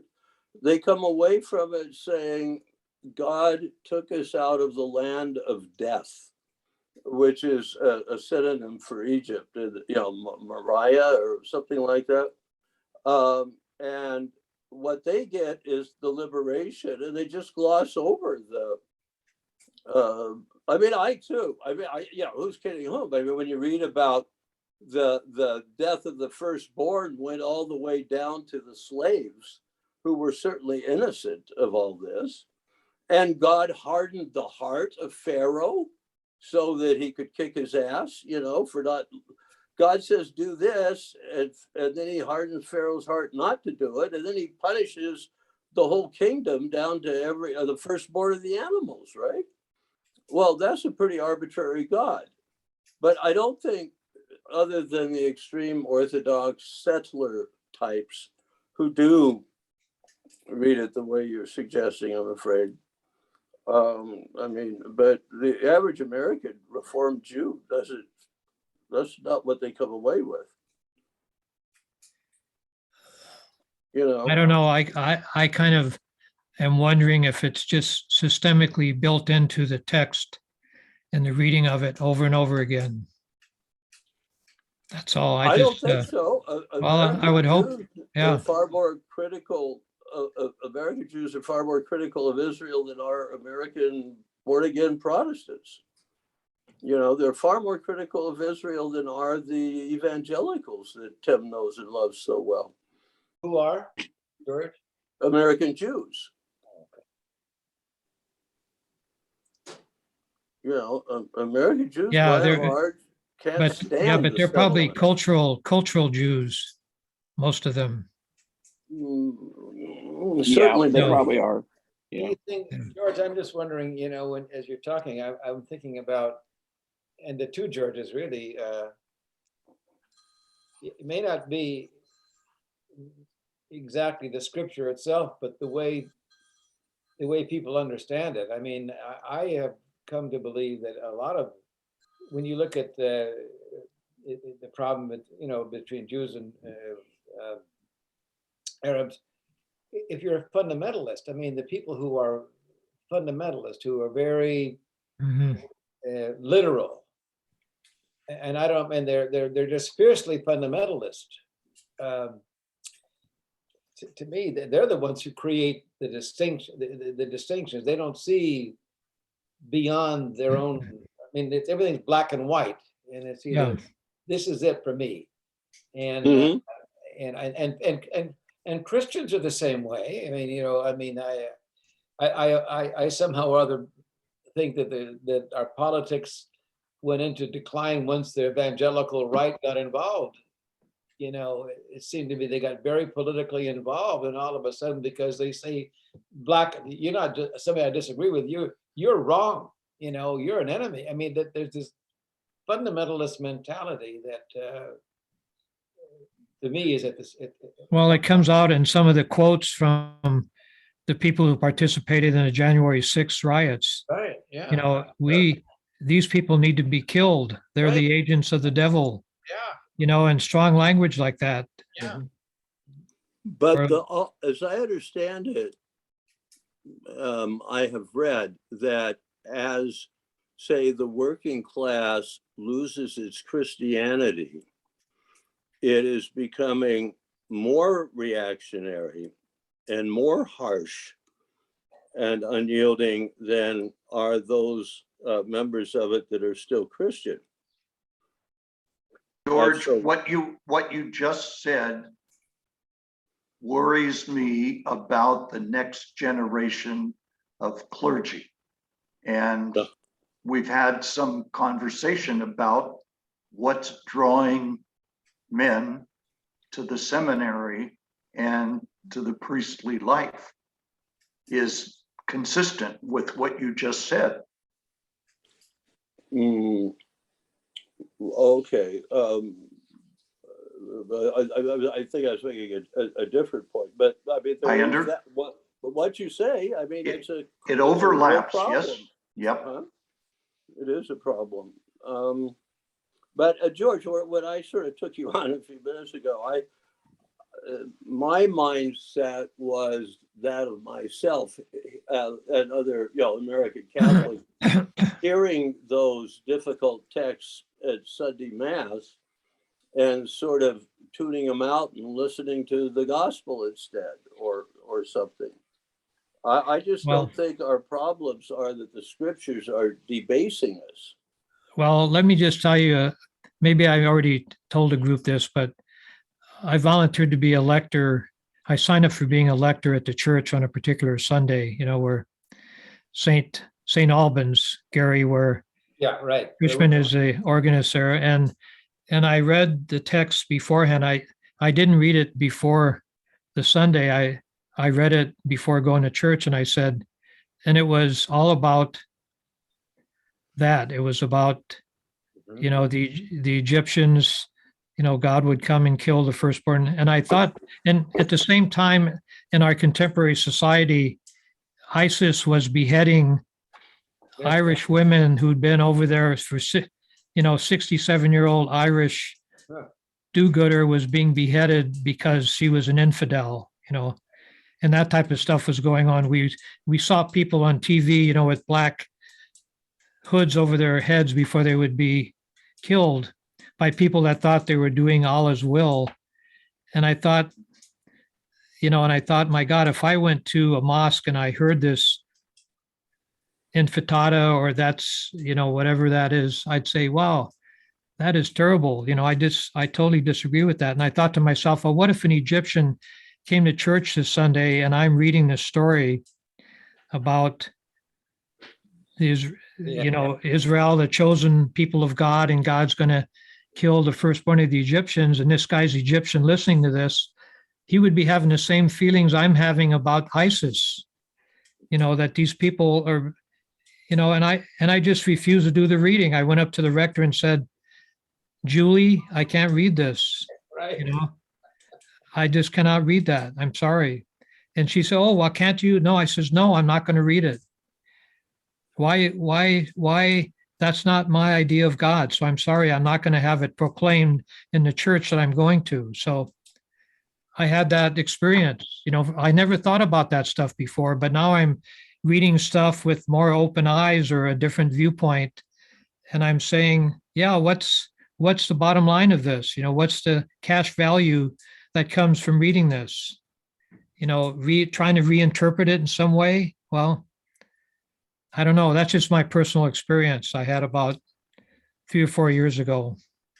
Did Well, she Could preach? I just, Did she preach about that afterwards, George? What's that? Did the rector preach about that? No. I don't know what the rector preached about, but it didn't.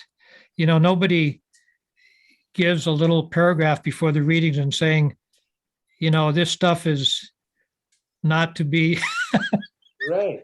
Well, you know what? I had a warning. Oh, no, This is we not to do. be We emulated, do. or in no way is this a way of life that we should aspire to. There's all. I You had know, and I've I read, used to do that. in our leaflets. on yeah, and I've read secular- about evangelicals. There's this one woman, I'll send you a link about her, but she was a super evangelical, but there's one book of the Bible, I don't know if it's the book of Judges or the book of Joshua, where the chosen people are going to go and commit genocide against the people they've just had war with. And she said, wait a minute, all of a sudden, she said, whoa, wow. All of a sudden, genocide is real because it's happening in our world today. And you say, hey, this ain't my type of God anymore. So she's starting to question the stuff that she grew up hearing during her childhood. So, George, in the Yeah. missalettes in the pew during Holy Week, it's I think on Good Friday, right there before the gospel readings from St. John, which the Jews, those passages.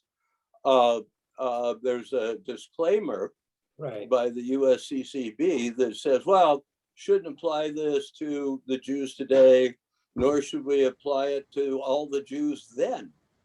It was just a Right. small handful that were involved in crucifying Jesus. And the author of that disclaimer was our dear friend Herbert. Did you know that, Ned? No. Yeah, it was. Yeah, but the fact is that one disclaimer once a year really does not address the fact of how can we still see this as a part of our heritage that we have to struggle with Right. now Mhm. to sort through and as I think well, you're saying, hold on, I'm George, tossing that out. Let me finish my sentence. Go ahead. before- Sure. Because what sorting through all of that does mean is there something of value that we can take from the book as a whole and let go of all the rest of the parts that do not speak of the God of our Lord Jesus Christ that we have come to that we have come to know through him. That's not an easy task. No, it's difficult. I'd be all in favor of editing the Gospel of John, but it is scripture. It'd be kind of tough. Well, a lot of this, Yeah. to me, the bigger picture is who selected what books would be in the canon and what kind of biases did they have? What did they leave out? Why did they put certain things in that we inherit? Because if you take today, if somebody is alive today and they had to figure out what Christianity is, they would totally be befuddled, right? There's a dozen different types Yeah, of what it means to be Christian. And some people are shooting abortion doctors out of their Christianity. Well, one guy, George, one Huh? person, one guy. Yeah. In the last 20 years. That's yeah, and Right. what we have also is, like in that joke about, the guy on the bridge who was about to commit suicide. Yeah. And the guy comes up and, discovers they're Christian, there's a lot to live with, and they probe that they're all of the same denomination and in harmony. Oh, yeah. Until the very last one, that he gave the wrong answer, and the guy says, "Die, heretic," and pushes him off. That's right. Well, the murderer of the abortionist, I mean, that was one Christian who was probably crazy as shit. And because of him, what follows from that? Because there was this fanatic murderer. Well, all I'm saying is, I don't know about these individual cases, but when you begin to look at the big picture, like today, you have Trump espousing certain things which are out and out lies that people take as gospel. No and pun intended. and that's part of their canon of how they're living their life. Mhm. And so what's the deal with, who selected these books that are in the canon? Why was the Gospel of Thomas left out? Because it was it has- bullshit. Huh? Because it was Gnostic bullshit. That's why it was left out. Who says it's bullshit? I do. Hey, guys, it's 3 And it- o'clock. I'm sorry, it's 3 o'clock my time, but. Yeah. I got a Before- call. Yeah, we have to go. Yeah. Before we go, and I know we have a final prayer, but I want to tell you evangelization culture from Bishop Barron's and the Word on Fire.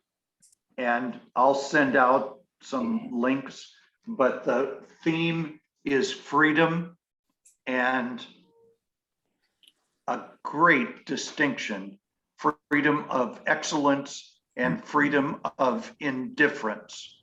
And what we're just talking about is freedom of excellence to have the truth and freedom of indifference to do whatever the fuck I feel like. And that's what I feel. That further distinction, though, that needs to be made, that I think is very much in accord with what George Ferrick is saying. I do too. Well, no, let me finish my sentence. Further distinction I'm is, cheering you on.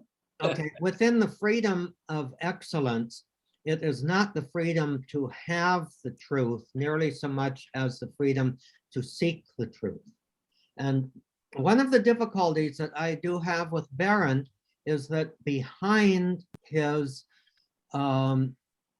good speech, truth is seen as something that can be captured in our human concepts and handed on, rather than, as I think Francis would say, truth is something that's always elusive. It's always going to be beyond us. Once we think we've got it, we haven't got it. And so our quest is that we, in charity, join hands and try to go in more or less the same direction, leading one another on to seek greater insight into what is true. But the Good point. ultimate Good truth point. is something, I'll- it's something that we cannot say, I've got it and you don't. And Yeah. I'll bet you $1 right now that what you just said, Tom Welbers, leads right into our final prayer. Well, but just a sec, I just want to say one thing to Tom. though. Tom, we can't possess the whole truth, obviously, or all that's true. And like there are certainly insights that Buddhism has that we didn't, as Catholics, and those are very real and we, before them we should stand humbly. But can't we? Well, we can't capture truth. We could get some truth, can't we? Right, right. But aren't there new areas? Aren't there new areas? It's just not, we don't have the truth, but there are new areas come up that we have to explore. For example, I'm thinking of racism. For Yeah. years, people lived with it. Then there's sexism. People live that, there are new areas that will come up. There are people who are LGBT who've lived that way, but they've been walking around conflicted all their lives, in past generations. I agree with So you. new areas come up that were not in the horizon earlier. Yeah, So that's what, and now we got all these galaxies. When I was a kid, there were like, how many planets? Like a dozen, and the stars, it was all kind of there, Yeah. So now it kind of is mind boggling. Anyway, yeah, and we have to say, well, where is the truth in all of this? And we can't let go of our heritage. We can't deny our heritage, but we've got to be a little bit critical of, the whole thing isn't contained there in St. Thomas Aquinas, for example, which, Clearly, yep. and And we're going to lose Tim quickly. shall Let's we finish go with our into the prayer. final prayer? Yeah, I think so. Well, guys, Here I'll tell it you what, comes. you never know where Friday conversations are going to go, do you? No, And that's so for sure. Well, this we've is a got an prayer. agenda for next week.